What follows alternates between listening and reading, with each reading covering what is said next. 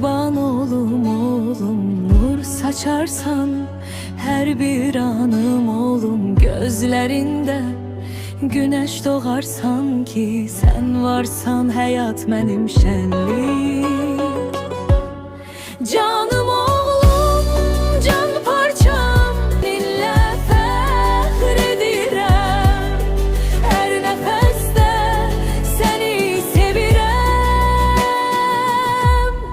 Canım oğlum, can parçam, dinle fəxredirəm. Her nefeste seni sevirəm. Adımların seda salar evde, dünyam gülür sen gülende.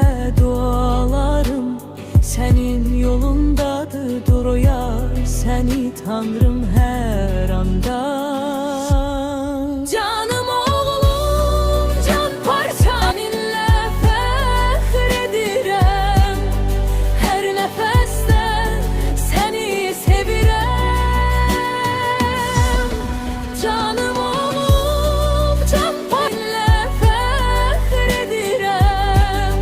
Her nefeste seni sevirəm. Sen böyüsen adınla öyünüm, ata kurban oğlum gülüşüne.